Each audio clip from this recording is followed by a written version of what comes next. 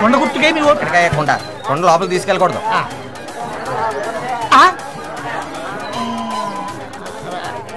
సరే పదండి, టైం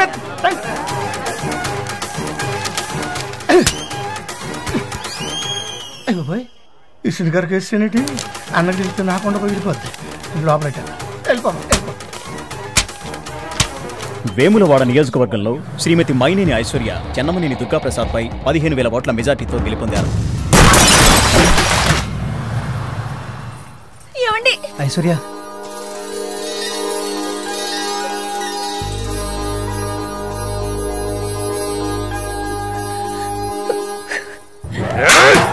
వాడికి కాళ్ళు కడిగి కన్యాదానం చేస్తే నాకే కడుపు కోత పెట్టాలని చూస్తాడా?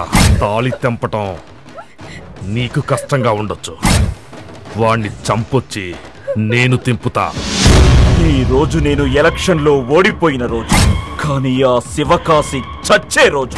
వాడితో పాటు నా చెల్లెలు ఐశ్వర్యను కూడా చంపి మళ్ళీ ఎమ్మెల్యేనవుతా. పెట్రోల్ డబ్బాలు తీయండి.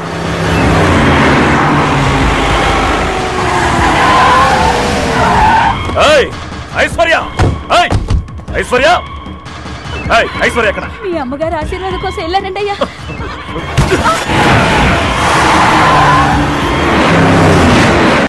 నీ ఆశీర్వాదం కోసం వచ్చాను. ఇక మన కష్టాలన్నీ తీరిపోయాయి. ఈ కొత్త బట్టలు కట్టుకుని మళ్ళీ మా అమ్మలా కనబడమ్మా. అమ్మా శక్తి వచ్చాడమ్మా. నువ్వు చెప్పేది నిజమా? నిజమమ్మా. అది కూడా టపాసులు శబ్దం అనిపిస్తుంది. మన శక్తేనమ్మా వచ్చేది.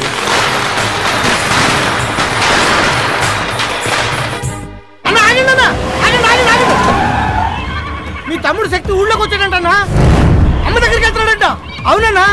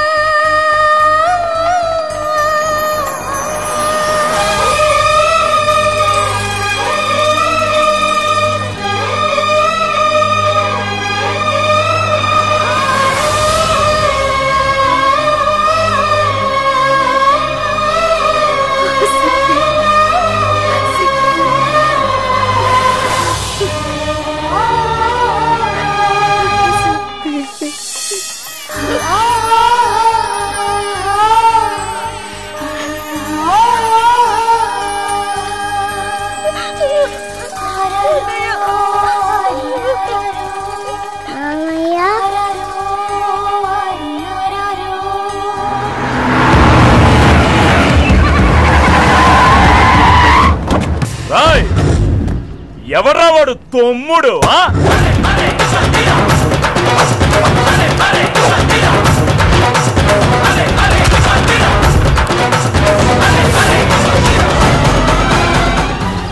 గుర్తుపట్టావా అన్నయ్య? గుర్తుకొచ్చావురా, కానీ నీ గుర్తే లేకుండా చేస్తాను. నా వంశంలో నాకెవ్వరూ పోటీగా ఉండకూడదు. అందుకే ముందు నిన్ను చంపుతాను. తీసుకురండి పెట్రోల్. అన్నా, ఆయన ఎవరో తెలియక ముందు నువ్వు కొట్టమంటే కొట్టావు, తిట్టమంటే తిట్టావన్నా. తమ్ముడని తెలిసాక ఎలా చంపుతావన్నా? అప్పటికన్నా చెన్నమనేని రాజేశ్వరరావు గారు రక్తం మీద తిరుగుబాటు చేసేంత నీచులం కాదన్నా. క్షమించన్నా. నేను తీసుకొచ్చి కలుస్తాను.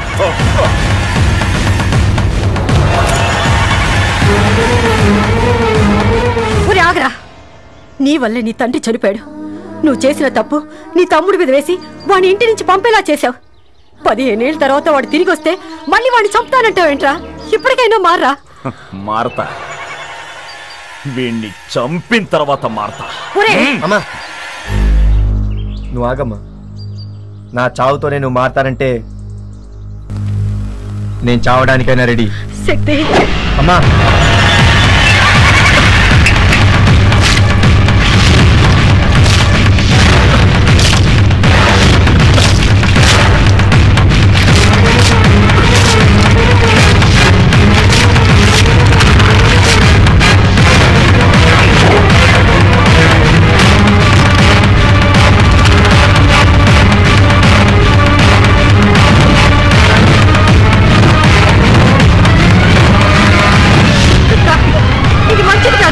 నాకు మంచి ఇష్టం ఉండదు, చెడే ఇష్టం.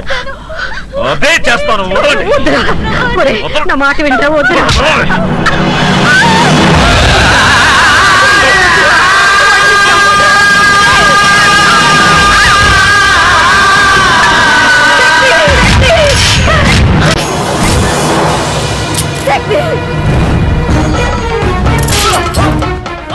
ఇది నాన్న దెబ్బ.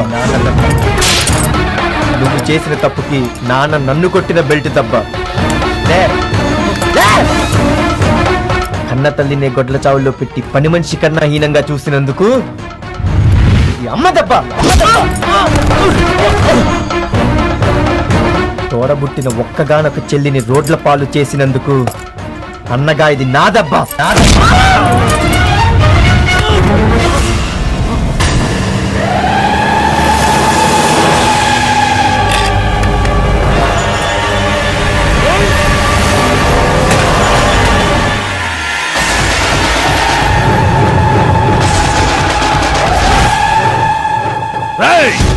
వాడిని వేసేయండి రా.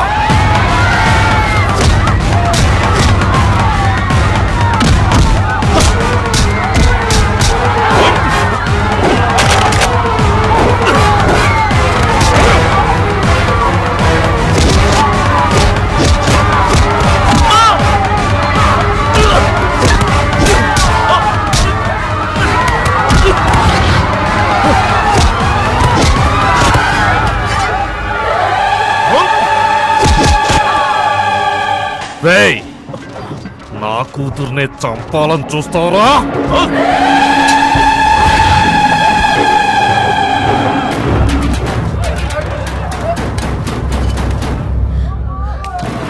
శక్తి, వాడు ఎన్ని తప్పులు చేసినా నీకన్నా వాడు ఎవరి చేతిలోనూ చావకూడదు. వెళ్ళు, వెళ్ళి వాడిని కాపాడు. వెళ్ళు శక్తి. వాడు ఒంట్లోంచి ఒక రక్త బొట్టు పడినా అది వాడిది కాదు, మీ నాందే.